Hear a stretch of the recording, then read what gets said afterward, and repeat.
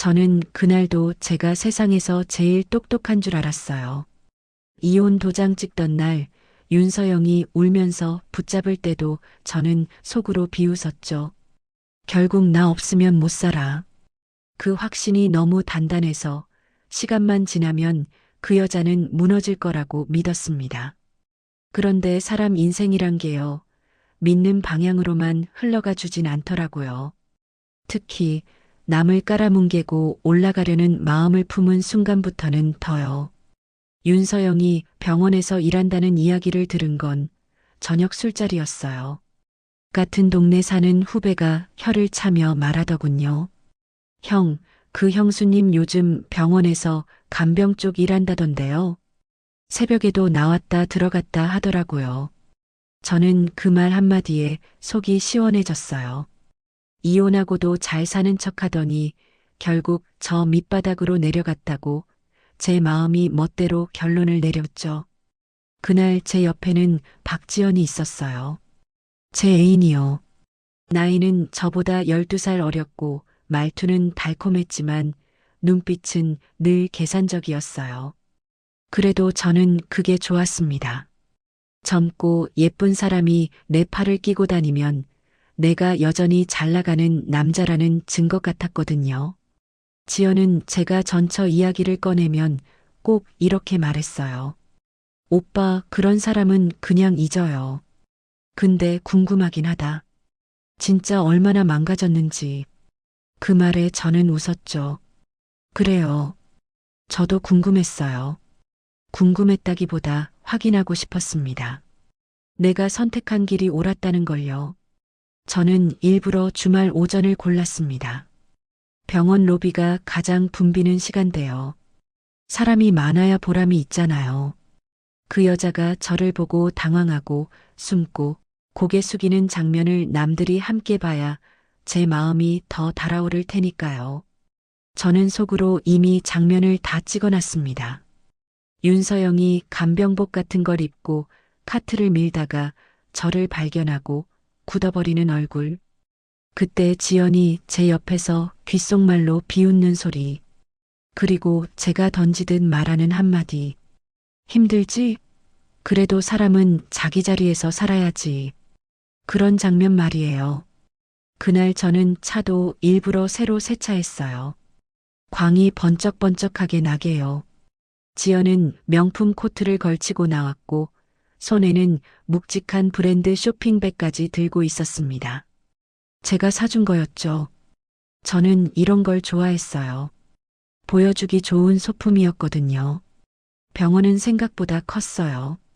종합병원, 본관 로비, 주차장부터 차가 꽉 차 있었고요. 입구에 들어서자 특유의 냄새가 확 밀려왔습니다. 소독약 냄새, 커피 냄새, 사람들 옷에서 나는 섬유유연제 냄새까지 섞여서요. 접수 창구 앞에는 줄이 길었고 어르신들이 휠체어를 타고 지나가고 보호자들이 서류를 들고 뛰어다녔습니다. 저는 그런 혼란이 오히려 좋았어요. 그 혼란 속에서 윤서영이 초라하게 보일 거라 생각했거든요. 지연이 제 팔을 더 꼭 끼며 말했어요. 오빠, 여기서 일하면 진짜 힘들겠다. 사람 취급도 못 받을 텐데. 저는 고개를 끄덕였습니다. 그러게. 나랑 살 땐 편했을 텐데 말이지. 말은 그렇게 했지만 제 속에는 다른 감정이 있었습니다. 통쾌함이요. 누군가가 떨어지는 걸 보는 통쾌함. 지금 생각하면 참 더러운 마음인데요. 그땐 그게 제 자존심을 지탱해주는 기둥이었어요. 저는 주머니에 넣어둔 봉투를 만지작거렸습니다. 금액은 딱 30만 원이었어요. 일부러요. 많지도 적지도 않게 동정처럼 보이게. 지연이 그걸 보고 눈을 반짝였죠. 오빠, 그거 설마? 저는 웃으며 말했습니다. 위로금. 불쌍하니까. 그래도 내가 한때 부부였던 사람이잖아. 지연은 입꼬리를 올렸어요. 오빠 진짜 멋있다. 근데 그 사람, 그 돈 받으면 자존심 상하겠지?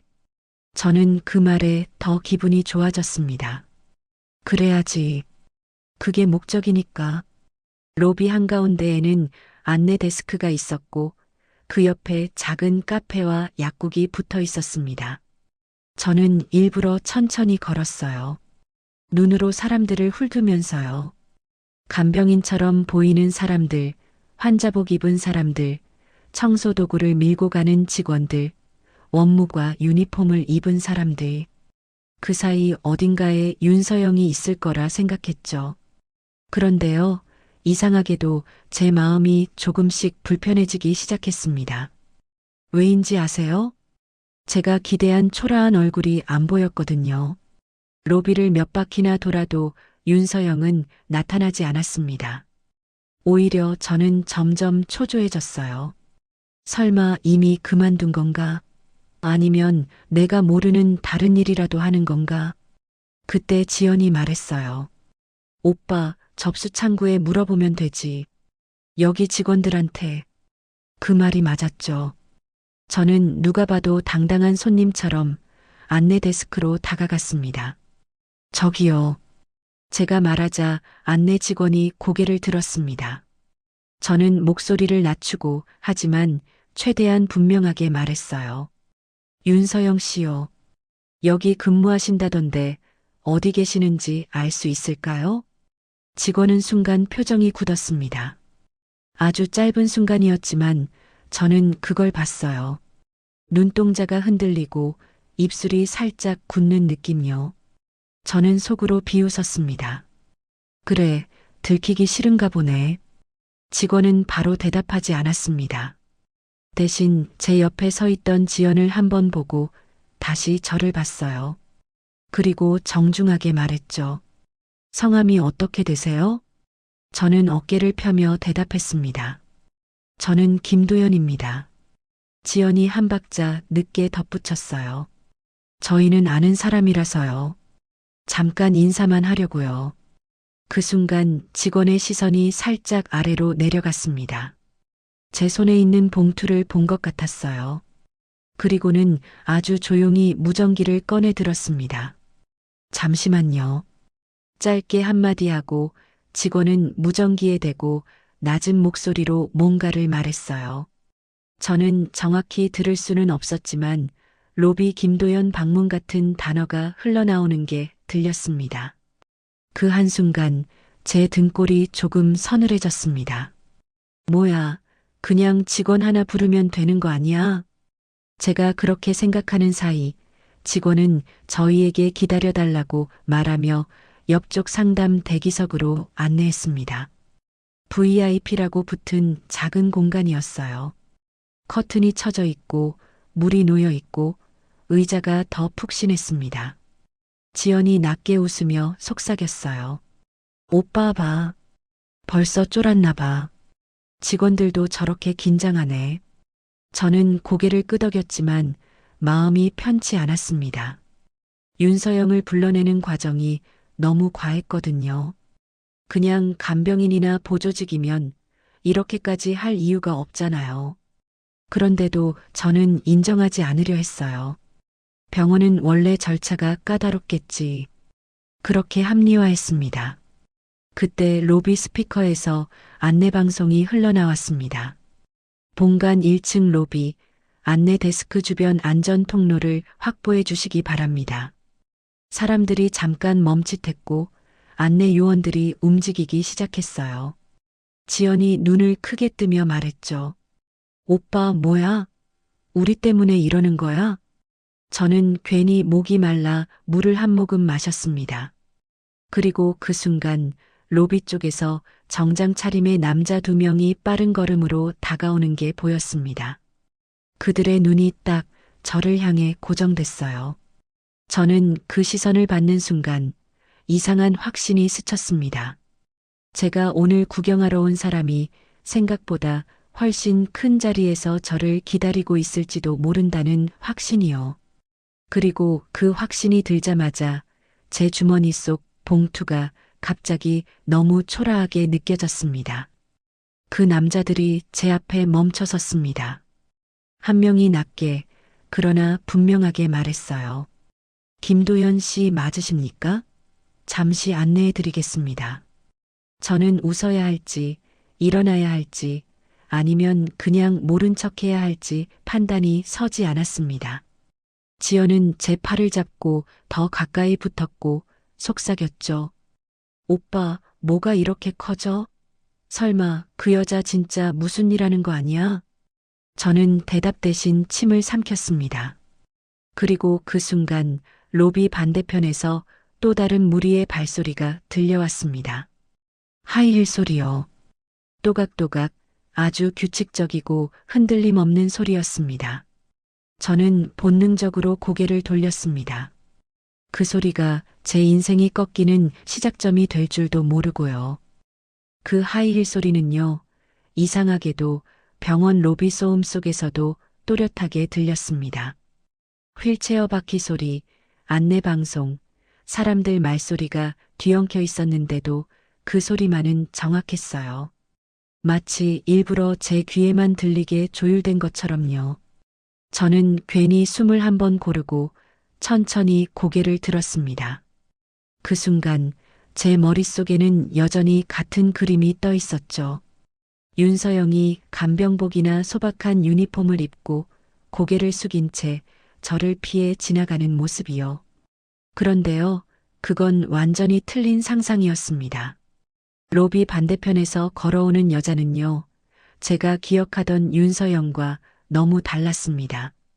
어깨에 딱 맞는 재킷, 단정하게 정리된 머리, 발걸음은 빠르지 않았지만 망설임이 전혀 없었어요. 무엇보다 눈빛이요. 남의 시선을 신경 쓰지 않는 사람의 눈빛이었습니다. 그 눈빛이 로비를 가로질러 정확히 제 쪽을 향해 오고 있었죠. 제 옆에 있던 박지연이 먼저 반응했습니다. 오빠 저 사람 아니야? 지연의 손에 힘이 들어가는 게 느껴졌어요. 저는 아무 대답도 하지 못했습니다. 아니, 못했다기보다는 하고 싶지 않았죠.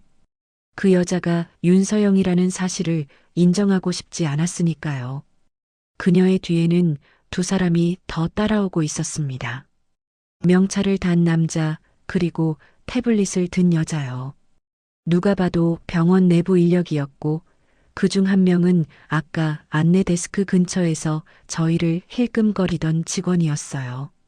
그 직원이 윤서영 쪽으로 고개를 숙이며 말했습니다. 이쪽입니다. 그 말투는요, 분명 상급자를 대하는 태도였습니다.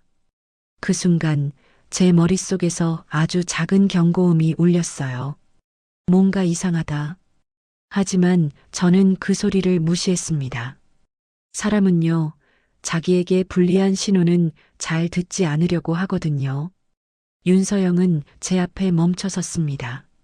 정확히 말하면 저를 바로 보지 않았어요. 제 옆 안내 직원 쪽을 먼저 봤죠. 무슨 일이에요? 그 목소리는 차분했습니다. 낮지도 높지도 않은 딱 필요한 만큼만 힘이 들어간 목소리였어요. 안내 직원이 조금 긴장한 얼굴로 말했습니다. 이분들이 서영님을 찾으신다고 해서요. 그제야 윤서영의 시선이 저에게로 옮겨왔습니다. 그 눈이요, 제 얼굴을 스쳐 지나가듯 훑었습니다.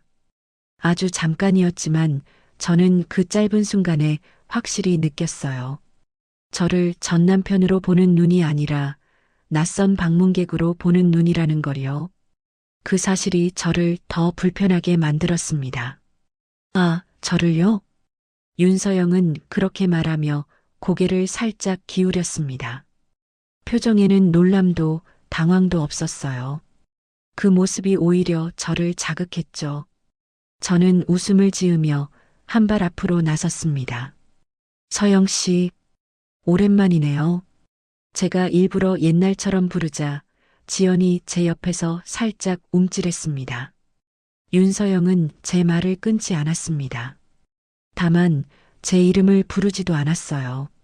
여기서는 제 업무 중이라서요. 용건이 있으시면 간단히 말씀해 주세요. 그 말투는요, 개인적인 감정이 완전히 배제된 톤이었습니다. 그 순간 저는 알 수 없는 모욕감을 느꼈어요. 예전에 함께 살던 사람이 이제는 나를 업무 대상처럼 대하고 있었으니까요. 지연이 끼어들었습니다. 저희는 그냥 인사하러 온 거예요. 예전에 아는 사이라서요. 그 말에 윤서영의 시선이 지연에게로 옮겨갔습니다. 아주 잠깐, 정말 아주 잠깐이었지만 그 눈빛에는 평가가 담겨 있었어요. 좋다, 나쁘다의 평가가 아니라 상황 파악을 하는 눈빛이요. 윤서영은 고개를 끄덕였습니다. 그렇군요. 그런데 지금은 로비가 혼잡해서요. 그리고는 옆에 서 있던 남자를 보며 말했습니다. 원무팀장님, 이분들 잠시 안내해 주세요. 그 말에 남자가 바로 고개를 숙이며 대답했습니다. 네. 원무팀장. 그 단어가 제 머릿속에서 천천히 울렸습니다. 간병인이나 보조 직원이 아니라 팀장이요. 그제야 제 심장이 한 박자 늦게 뛰기 시작했어요. 지연이 제 팔을 붙잡고 속삭였습니다.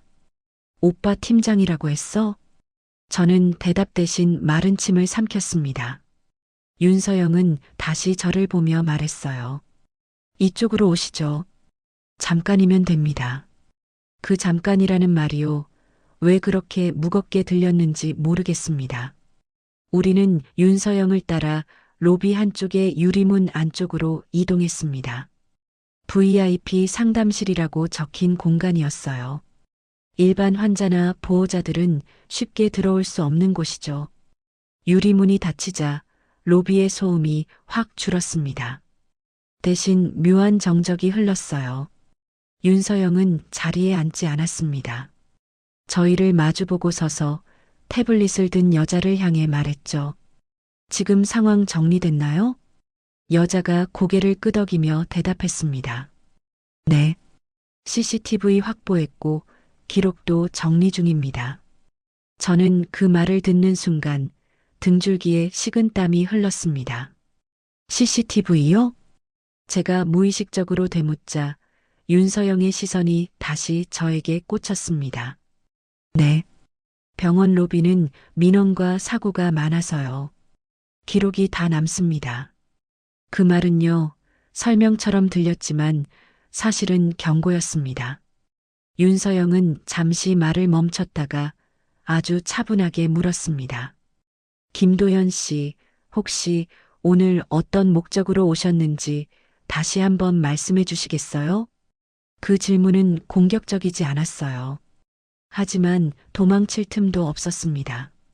저는 순간적으로 준비해 온 멘트가 떠오르지 않았습니다. 머릿속이 하얘졌거든요. 지연이 대신 말했습니다. 그냥 오빠가 예전에 인연이 있어서요. 잘 지내는지 궁금해서. 윤서영은 고개를 끄덕이며 태블릿 화면을 한번 내려다봤습니다. 그리고 그 다음 말이요. 그 한 문장이 제 심장을 철렁 내려앉게 만들었습니다. 그럼 두 분 다 잠시만 더 계셔주세요. 윤서영은 옆에 서 있던 팀장을 보며 말했습니다. 보안팀에도 전달됐으니까요. 보안팀. 그 단어가 나오는 순간 저는 이 상황이 단순한 재회가 아니라는 걸 확실히 느꼈습니다. 지연의 손이 제 팔에서 조금 느슨해졌어요. 대신 그녀의 숨이 빨라졌습니다. 오빠 이거 이상해. 저는 대답하지 못했습니다. 사실 하고 싶은 말이 없었어요. 윤서영은 마지막으로 저를 바라봤습니다. 조금만 기다리시면 됩니다. 곧 확인될 일이니까요. 그 말과 함께 유리문 밖에서 검은 정장을 입은 사람들이 하나둘 보이기 시작했습니다. 그리고 저는요, 그제야 깨달았습니다. 제가 오늘 여기 온 이유가 전처의 몰락을 구경하기 위해서가 아니라 제 인생의 어떤 기록이 공개되기 시작하는 순간이 될지도 모른다는 거요. 유리문 밖으로 보이던 검은 정장들, 그 사람들은 서두르지 않았습니다. 오히려 너무 침착해서 더 불안했죠. 병원이라는 공간이요. 원래 아픈 사람들 때문에 늘 긴장감이 흐르잖아요. 그런데 그날은 달랐습니다. 그 긴장감이 전부 저를 향해 모이는 느낌이었어요. 윤서영은 의자에 앉지 않은 채 제 앞에 서 있었습니다. 팔짱을 끼지도 않았고 목소리를 높이지도 않았어요. 그런데도 그 공간의 공기가 완전히 그녀 쪽으로 기울어져 있다는 게 느껴졌죠. 잠깐만요. 제가 먼저 입을 열었습니다. 이렇게까지 할 일인가요? 그냥 인사하러 온 건데요. 제 말은 스스로 들어도 궁색했습니다. 윤서영은 고개를 끄덕이긴 했어요. 마치 제 말이 들렸다는 표시처럼요. 네. 인사하러 오신 건 이해합니다. 그녀는 그렇게 말하고는 태블릿을 한 번 더 확인했습니다. 다만 병원에서는 이유 없는 방문이 문제를 만들 때가 많아서요. 그 말은요, 저를 쫓아내기 위한 핑계처럼 들렸지만 동시에 더 깊은 무언가를 숨기고 있는 말처럼도 들렸습니다. 지연이 참지 못하고 말을 뱉었습니다. 아니, 병원에 오는데 무슨 이유가 있어야 해요? 여기가 뭐 사적인 공간도 아니잖아요.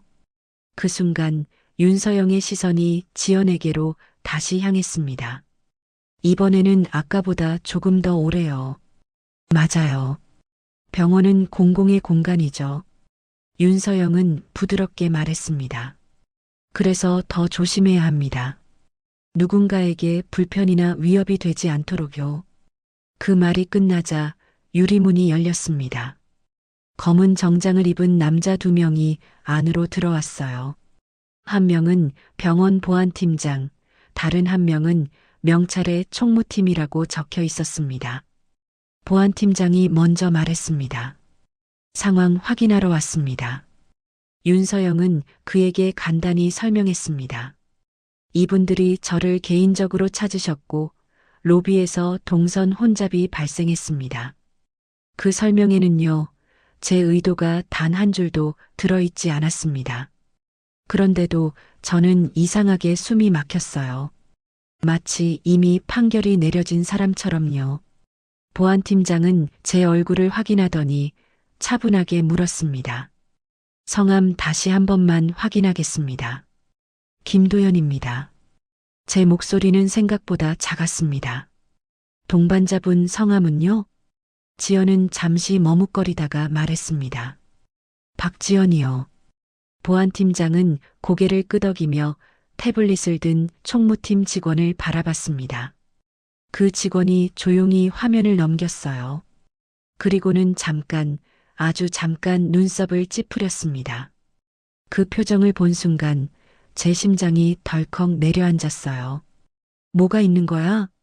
제 머릿속에서는 온갖 생각이 빠르게 지나갔습니다. 설마 예전에 술 마시고 소란 피운 기록? 아니면 주차 문제? 말도 안 되는 추측들이었죠. 그런데 총무팀 직원이 입을 열었을 때 그 말은 제가 상상한 것과 전혀 다른 방향이었습니다. 박지연 씨 맞으시죠? 지연이 고개를 끄덕이자 직원은 화면을 조금 더 확대했습니다. 혹시 작년까지 우리 병원 협력업체 쪽에서 근무하신 적 있으신가요?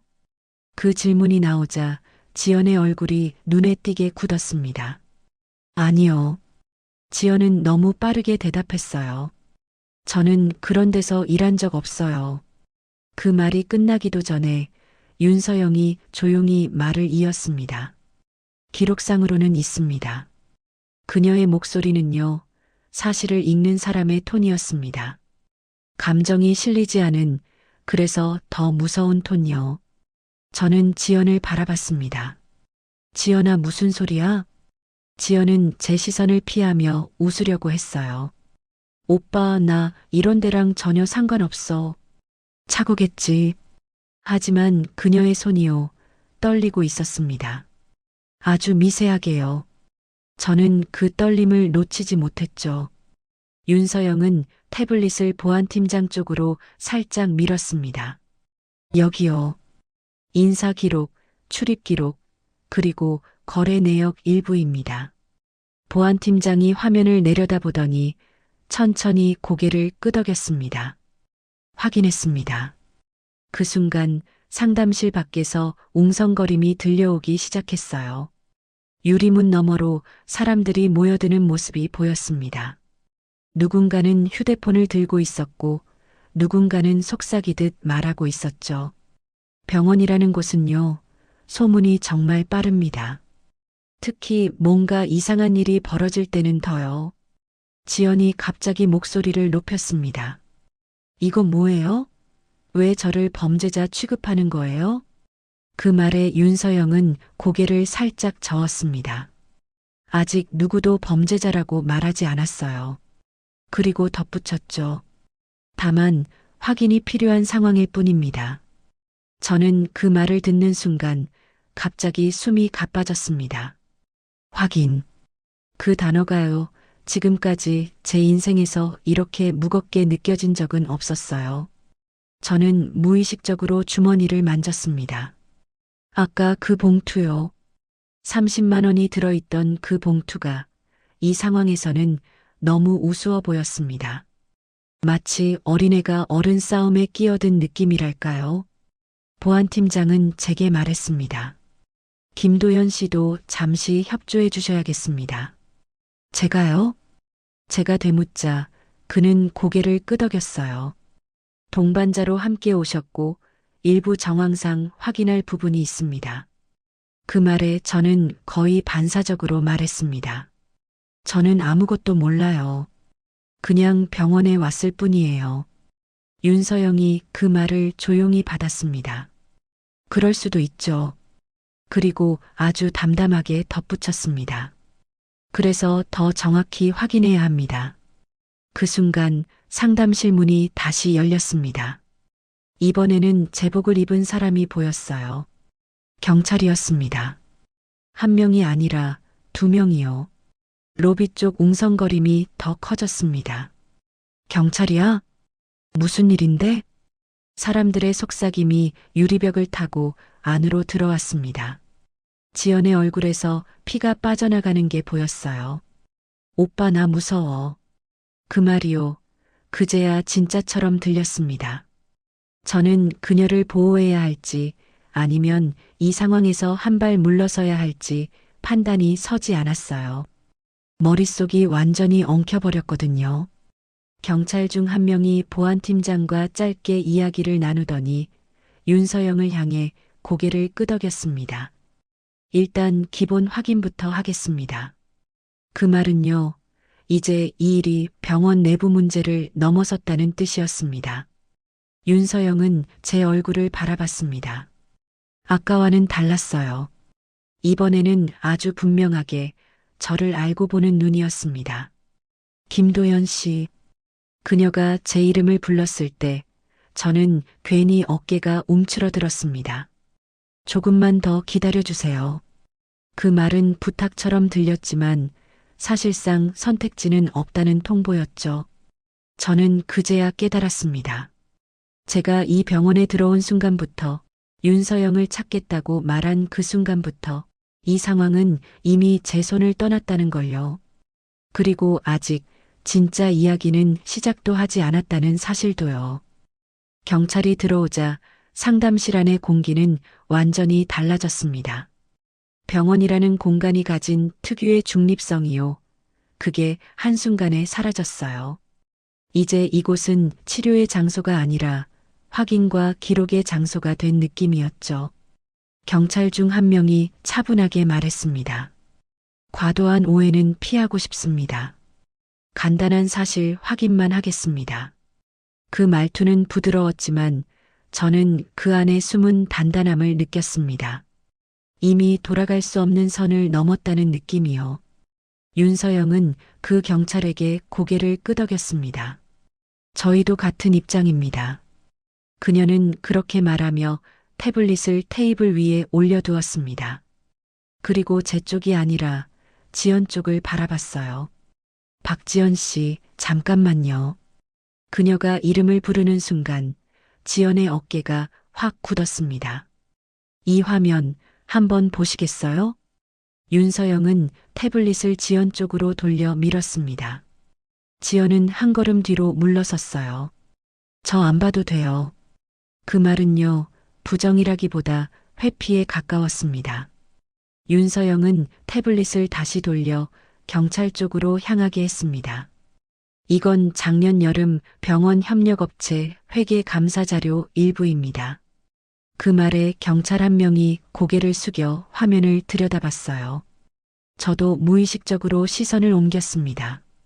화면에는 숫자들이 줄줄이 나열돼 있었어요. 날짜, 금액, 계좌번호. 그중 몇 줄에는 붉은 표시가 되어 있었습니다. 이 부분이요. 윤서영이 손가락으로 화면을 짚었습니다. 같은 날, 같은 시각에 반복적으로 빠져나간 금액들입니다. 지연이 갑자기 소리를 질렀습니다. 그게 왜 제 문제예요? 협력업체 일이라면서요. 그 말에 윤서영은 전혀 흔들리지 않았습니다. 그래서 더 문제입니다. 그리고는 아주 천천히 말을 이었습니다. 그 계좌의 실사용자가 박지연 씨로 확인됐거든요.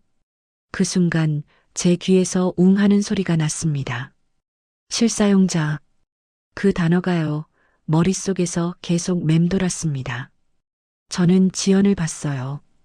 그녀의 입술이 하얗게 질려 있었습니다. 화장을 아무리 진하게 해도 숨길 수 없는 색이었죠. 지연아, 이게 무슨 소리야? 제가 말했지만 제 목소리는 힘이 없었습니다.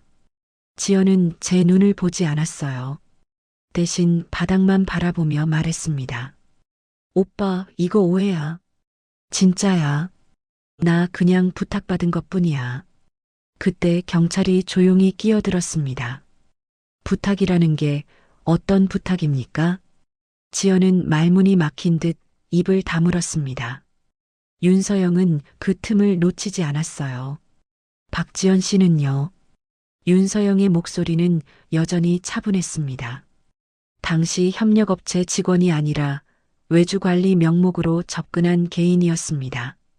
그 말에 총무팀 직원이 종이 서류를 꺼내 테이블 위에 올려놨어요.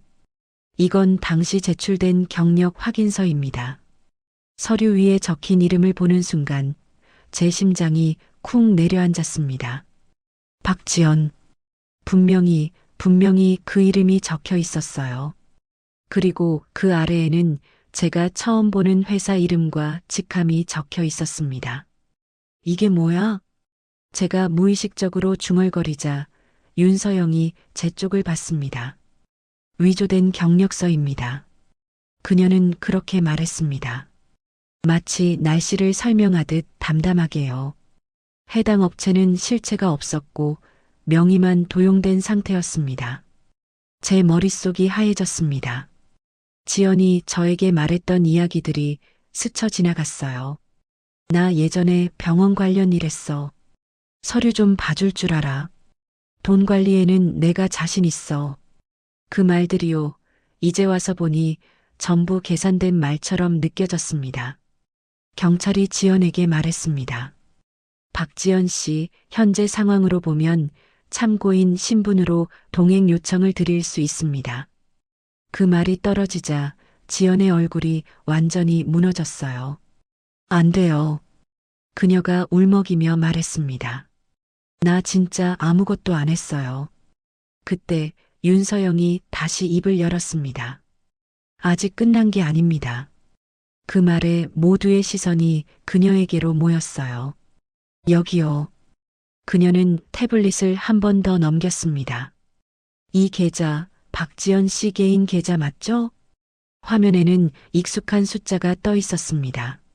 저는 그 숫자를 보는 순간 심장이 멎는 줄 알았습니다. 그 계좌요. 제가 몇 달 전 차 계약금으로 받았던 돈이 들어왔던 계좌였습니다. 설마. 제가 중얼거리자 윤서영은 제 눈을 똑바로 봤습니다. 그 돈의 일부가 김도연 씨 차량 계약금으로 사용됐습니다. 그 말이 끝나자 제 귀에서 다시 한번 웅소리가 울렸습니다. 말도 안 돼요. 제가 고개를 저었습니다. 저는 그냥 지연이가 결혼 자금이라고 해서 그 말은 변명처럼 흘러나왔고 저 스스로도 믿기 어려웠습니다. 경찰이 제게 물었습니다. 김도연 씨, 이 자금의 출처를 알고 계셨습니까? 저는 대답하지 못했습니다. 알고 있었냐고요? 아니요. 그런데요, 솔직히 말하면 알고 싶지도 않았습니다. 돈이 어디서 나왔는지요. 윤서영은 마지막으로 이렇게 말했습니다. 저는 오늘 개인적인 감정으로 이 자리에 서 있는 게 아닙니다. 그녀는 숨을 고르고 말을 이었습니다. 병원 자금에 손을 댄 정황이 확인됐고 그 과정에서 제 이름과 제 위치가 악용됐습니다. 그리고 저를 향해 덧붙였죠. 그래서 여기까지 온 겁니다. 그 말이 끝나자 상담실 밖의 소음이 한층 더 커졌습니다. 누군가 유리 너머로 사진을 찍는 모습도 보였어요. 저는 그제야 깨달았습니다. 이제 이 일은요, 둘만의 문제도 셋만의 문제도 아니라는 걸요. 병원 전체, 그리고 제 인생 전체로 번지고 있다는 걸요. 지연이 울음을 터뜨리며 제 소매를 붙잡았습니다. 오빠, 나 좀 도와줘. 그 손길이요, 예전처럼 느껴지지 않았습니다. 오히려 무거운 짐처럼 느껴졌어요. 그리고 그 순간 윤서영이 아주 조용히 말했습니다. 이제 선택의 시간이네요. 무슨 선택인지요? 그때의 저는 아직 몰랐습니다. 하지만 분명한 건 하나였습니다. 제가 오늘 병원에 온 목적은 이미 산산조각 났고 대신 제가 감당해야 할 현실이 눈앞에서 하나씩 모습을 드러내고 있다는 사실이었죠. 그 방 안에서요. 누구도 큰 소리를 내지 않았습니다. 그런데도 이상하게 귀가 아플 정도로 시끄러웠어요. 종이 넘기는 소리, 태블릿 화면이 전환되는 소리, 누군가 숨을 삼키는 소리까지 전부 제 머릿속에서 증폭돼 울렸죠. 경찰은 잠시 상황을 정리하듯 한 발 물러섰고 그 틈을 타 윤서영이 다시 한번 입을 열었습니다. 지금 이 자리에서 모든 걸 결론 내릴 생각은 없습니다. 그 말은요, 배려처럼 들렸지만 사실은 더 큰 문을 여는 열쇠 같았습니다. 다만 병원 자금과 관련된 정황이 명확해진 이상 공식 절차를 밟을 수밖에 없어요. 공식 절차. 그 단어를 듣는 순간 저는 괜히 의자에 앉아 있는 제 자세가 불편해졌습니다. 허리를 곧게 펴려고 해도 자꾸만 등이 굽어졌어요. 마치 이미 죄인처럼요. 경찰이 제 쪽을 보며 말했습니다. 김도연 씨. 제 이름이 불렸을 때 심장이 철렁 내려앉았습니다.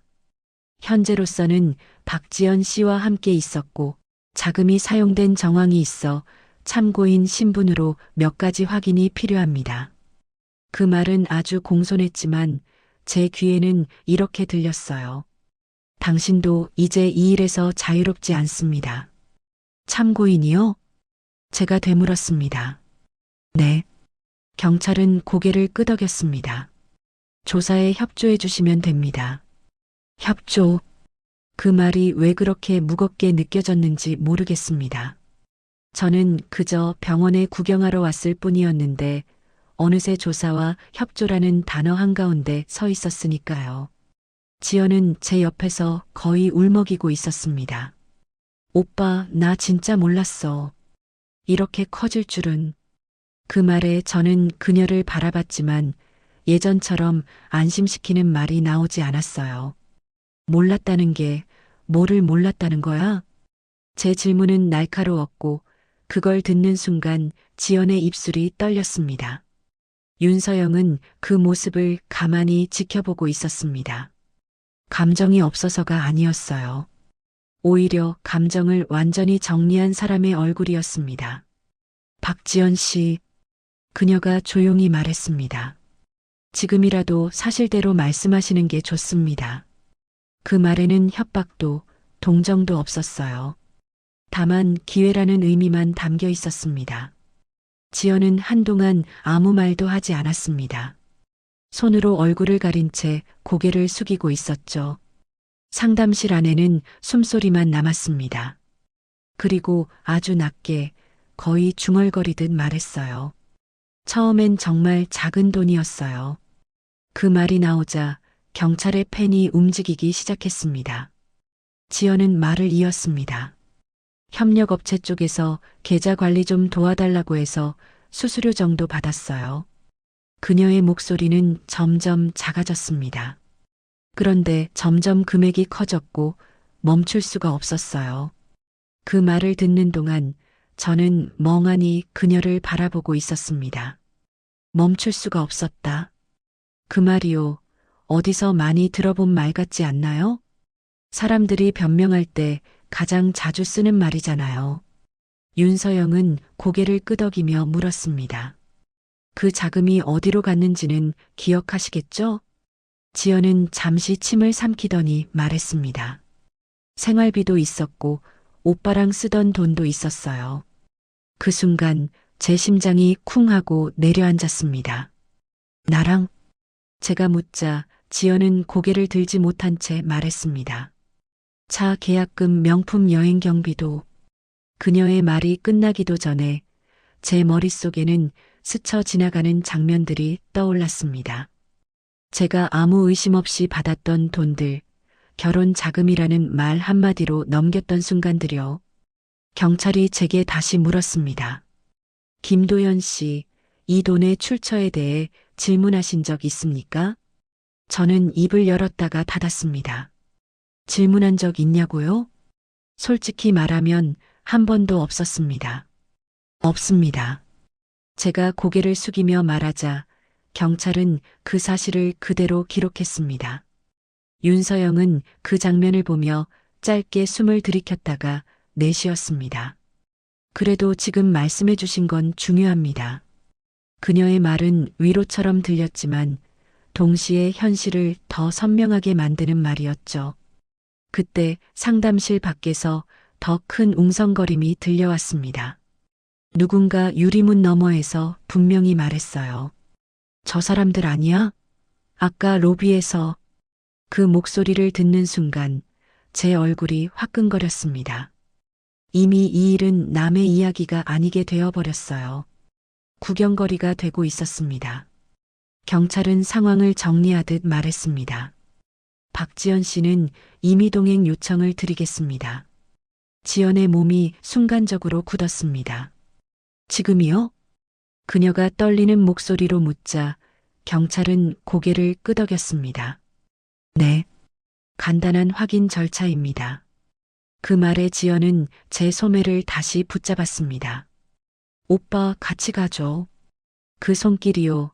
예전에는 의지가 느껴졌는데 그때는 부담처럼 느껴졌습니다. 저는 아무 대답도 하지 못했습니다. 윤서영이 그 모습을 보고 말했습니다. 김도연 씨는 오늘 바로 동행하지 않으셔도 됩니다. 그 말에 저는 고개를 들었습니다. 다만 곧 연락이 갈 겁니다. 참고인 조사 요청으로요. 곧 연락이 간다. 그 한마디에 제 인생의 일정표가 송두리째 바뀌는 느낌이 들었습니다. 지연은 결국 경찰과 함께 상담실을 나섰습니다. 유리문이 열리자 밖에 모여있던 사람들의 시선이 한꺼번에 쏟아졌어요. 누군가는 휴대폰을 들고 있었고 누군가는 고개를 저으며 속삭였습니다.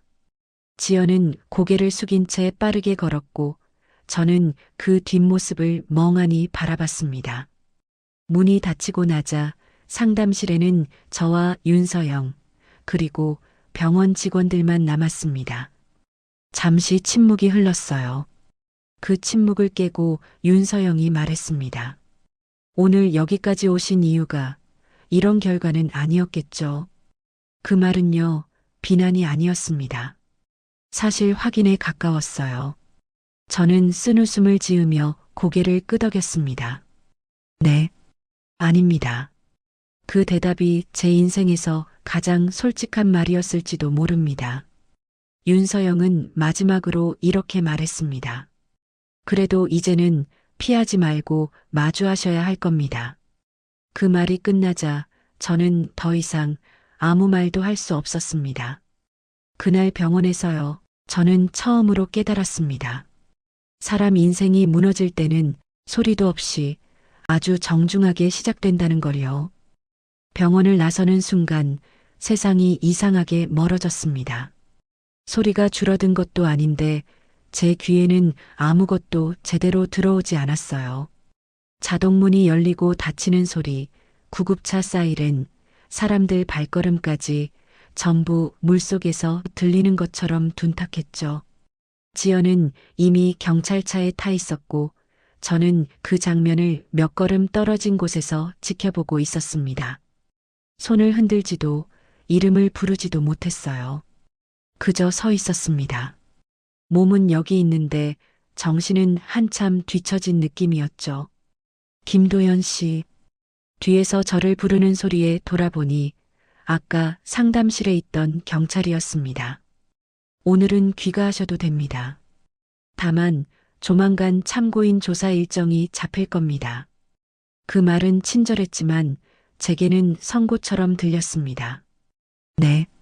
저는 고개를 끄덕였고 그 경찰은 짧게 인사한 뒤 돌아섰습니다. 집으로 돌아오는 길, 저는 차 안에서 한참을 앉아 있다가 시동을 걸었습니다. 운전대를 잡은 손이 미세하게 떨렸어요. 이 차요, 지연이 준 돈으로 계약한 차였습니다. 그 사실이 머릿속을 쿵쿵 두드렸습니다. 괜찮아. 아직 결정된 건 없어. 저는 스스로에게 그렇게 말했지만 마음은 전혀 따라주지 않았습니다. 집에 도착해서도 잠을 잘 수가 없었어요. 침대에 누워 눈을 감으면 병원 로비가 떠올랐고 윤서영의 차분한 목소리가 귓가에 맴돌았습니다. 확인해야 합니다. 그 한 문장이요. 이상하게도 자장가처럼 반복됐습니다. 이틀 뒤 전화가 왔습니다. 김도연 씨 맞으시죠? 남경경찰서입니다. 그 순간 심장이 확 내려앉았습니다. 참고인 조사 일정이 잡혀서 연락드렸습니다. 내일 오전 10시 가능하실까요? 가능하냐고 물었지만 선택지는 없다는 걸 저는 알고 있었습니다. 네, 가겠습니다.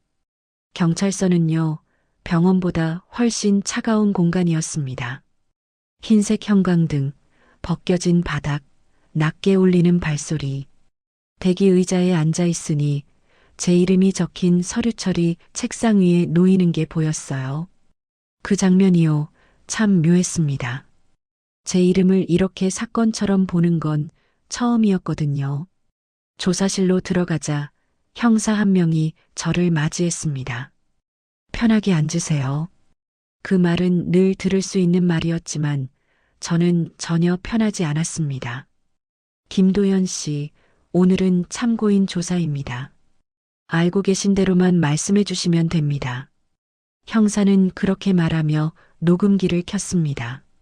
빨간 불이 들어오는 걸 보는 순간 숨이 막히는 느낌이 들었어요. 박지연 씨와는 언제부터 교제하셨습니까? 작년 가을쯤입니다. 금전 거래는 언제부터 있었습니까? 그 질문에 저는 잠시 머뭇거렸습니다. 정확한 시점은 기억이 잘 안 납니다. 그 대답을 하면서도 제 스스로가 한심하게 느껴졌어요. 기억이 안 나는 게 아니라 기억하기 싫었던 거였으니까요.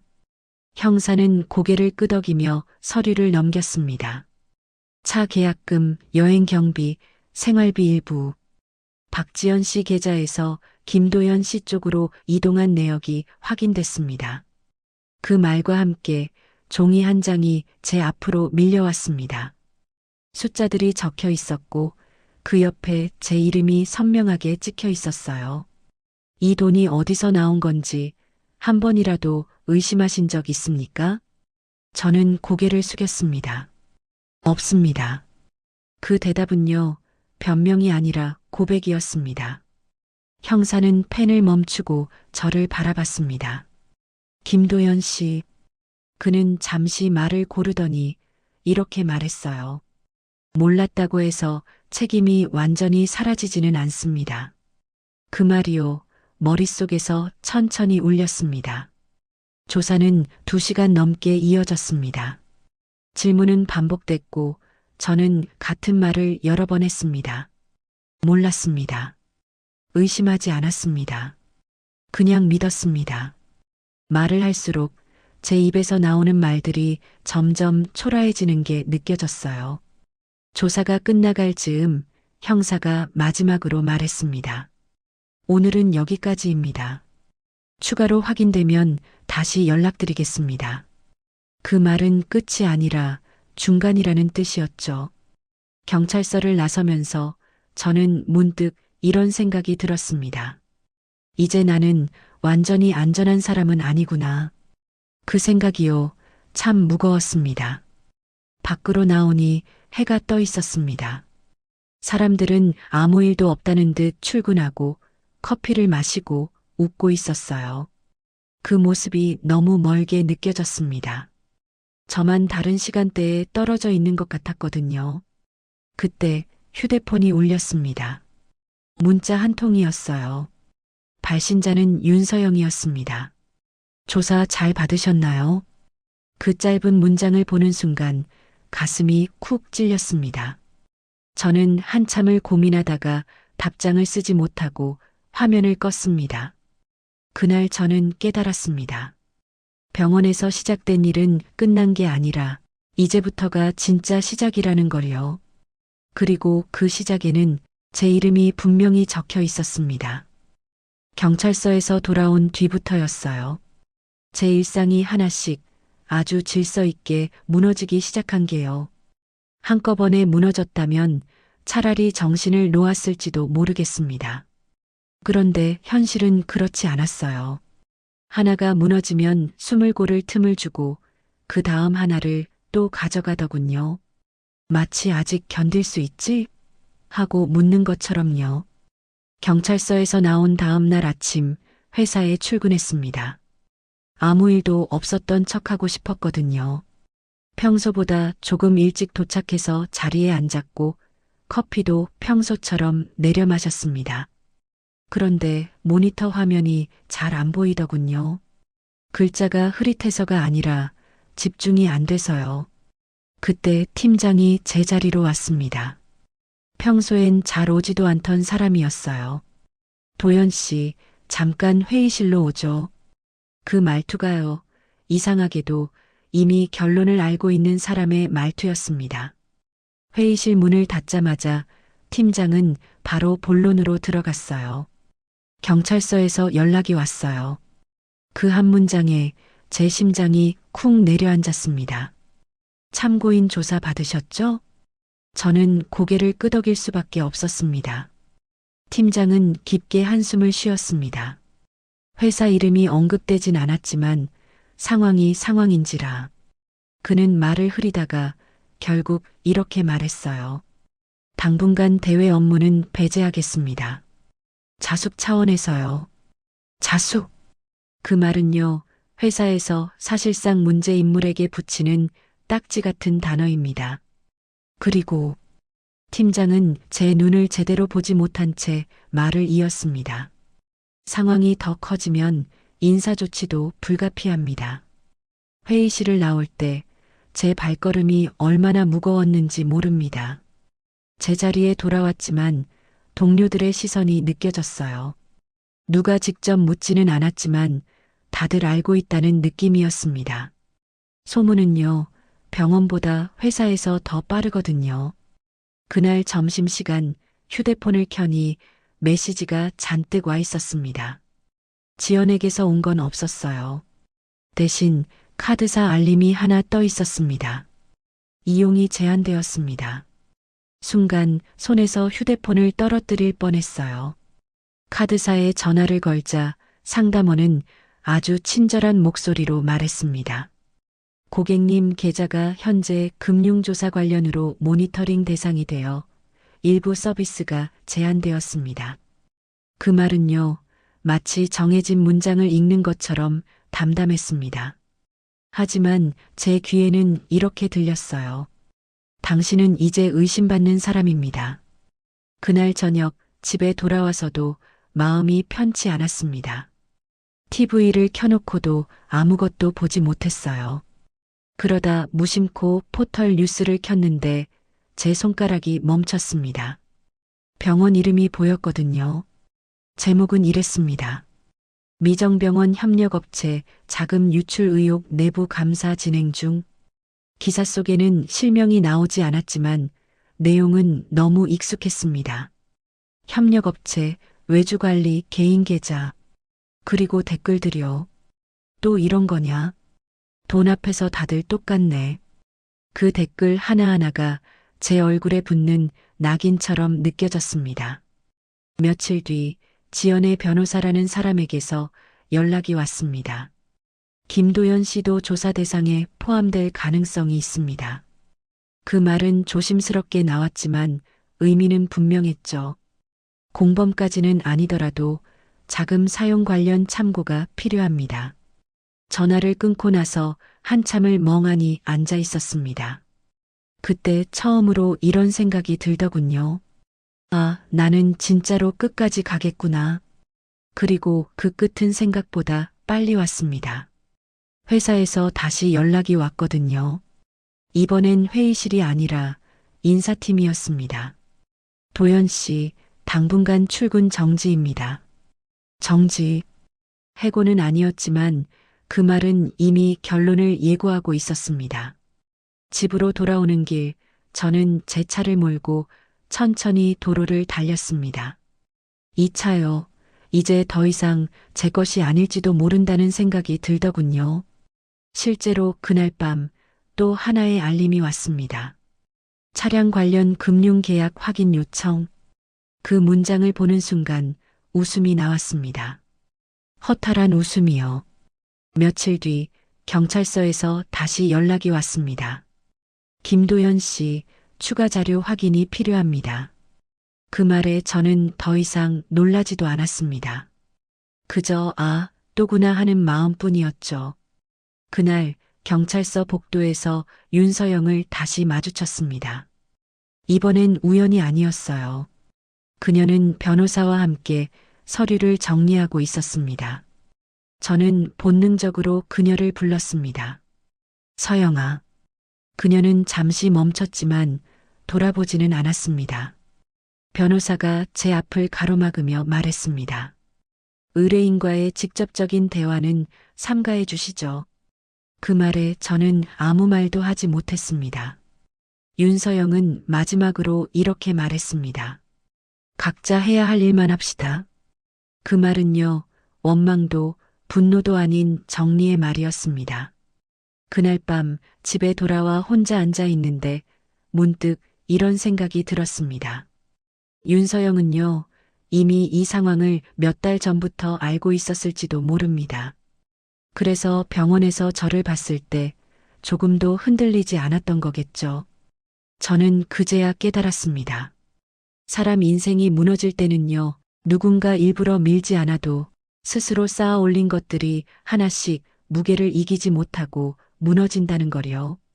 그리고 이제 마지막 장면만이 남아 있었습니다. 모든 게 정리되기까지 정확히 석 달이 걸렸습니다. 병원 로비에서 윤서영을 다시 만난 날부터 계산해 보니 딱 그 정도 시간이 흘렀더군요. 사람 인생을 완전히 뒤집는 데는 생각보다 긴 시간이 필요하지 않았습니다. 오히려 시간은요, 무너진 뒤에야 비로소 길게 느껴졌습니다. 지연은 결국 기소됐습니다. 처음엔 참고인, 그 다음엔 피의자, 그리고 마지막엔 피고인이라는 이름이 붙었죠. 병원 협력업체 자금 유용, 명예 도용, 계좌 관리 위반까지. 혐의는 하나둘 늘어났고 저는 그 소식을 변호사를 통해서만 들었습니다. 지연은 끝까지 제 이름을 언급하지 않았다고 들었어요. 그게 저를 보호해서였는지 아니면 이미 모든 걸 포기했기 때문인지는 알 수 없었습니다. 저요? 저는 기소되지는 않았습니다. 하지만 아무 일도 없었던 사람으로 돌아가지도 못했죠. 회사는 결국 저를 내보냈습니다. 해고 통지서에는 정중한 문장이 적혀 있었어요. 대외 신뢰 훼손 가능성. 그 문장을 읽는데 묘하게 화가 나지는 않더군요. 오히려 담담했습니다. 이미 마음속에서는 몇 번이고 예상했던 일이었으니까요. 차는 금융사 쪽에서 회수해 갔고 카드 사용은 한동안 막혔습니다. 집은 지켰지만 생활은 완전히 달라졌어요. 아침에 일어나도 갈 곳이 없다는 사실이 사람을 그렇게 초라하게 만들 줄은 몰랐습니다. 전에는 하루가 모자랐는데 그때는 하루가 너무 길었습니다. 어느 날 우연히 병원 근처를 지나게 됐습니다. 일부러 간 건 아니었어요. 버스를 잘못 타서 내려야 할 정류장을 놓쳤을 뿐이었죠. 버스 창밖으로 그 병원이 보이는데 심장이 괜히 조여왔습니다. 그 로비, 그 유리문, 그 상담실이 머릿속에 겹쳐 보였어요. 병원 앞 전광판에는 이런 문구가 떠 있었습니다. 미정병원, 투명 경영 선언 내부 감사 시스템 강화. 윤서영의 이름은 나오지 않았지만 저는 알 수 있었습니다. 이 모든 변화의 중심에 그녀가 있다는 걸요.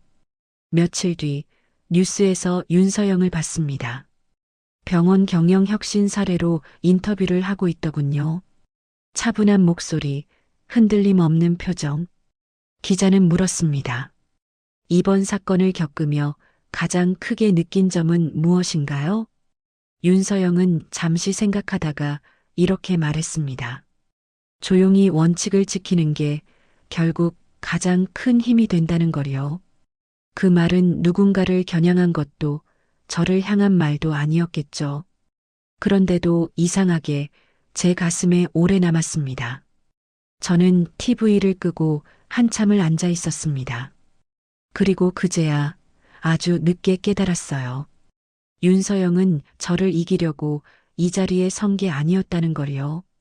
그녀는 이미 자기 인생을 다시 세우고 있었고 저는 그 과정에 우연히 끼어들었을 뿐이라는 거요. 어느 날 밤 휴대폰에 모르는 번호로 문자가 왔습니다. 윤서영이었습니다. 이제 모든 절차가 끝났습니다. 더 이상 연락드릴 일은 없을 것 같아요. 짧은 문장이었지만 그 안에는 분명한 선이 그어져 있었습니다. 저는 답장을 하지 않았습니다. 뭐라고 답해야 할지 몰랐거든요. 미안하다는 말도 후회한다는 말도 이제는 너무 늦은 말처럼 느껴졌습니다. 그날 밤 혼자 술을 마시다가 문득 이런 생각이 들었습니다. 만약 그날 병원에 가지 않았더라면 어땠을까요? 전처의 인생을 구경하러 가지 않았더라면 제 인생은 달라졌을까요? 아니요. 아마 달라지지 않았을 겁니다. 병원은 계기였을 뿐이고 이미 저는 오래전부터 잘못된 방향으로 가고 있었으니까요. 윤서영은요, 더 이상 누군가의 전처가 아니었습니다. 병원의 책임자였고 자신의 이름으로 결정하는 사람이었죠. 그리고 저는 한때 그 사람의 인생을 얕잡아 보려 했던 사람이었습니다. 시간이 조금 더 흐른 뒤 저는 작은 일자리를 구했습니다. 예전만큼의 돈도 체면도 없었지만 그래도 하루를 버틸 수는 있었어요. 일을 마치고 집에 돌아와 불을 끄면 가끔 병원 로비의 그 장면이 떠오르긴 합니다. 하지만 예전처럼 가슴이 뛰거나 분노가 치밀지는 않아요. 대신 이런 생각이 듭니다. 사람 인생은요, 남의 몰락을 확인하러 가는 순간이 아니라 자기 자리를 지키지 못했을 때 무너진다는 걸요. 윤서영은 자기 자리를 지켰고 저는 그러지 못했습니다.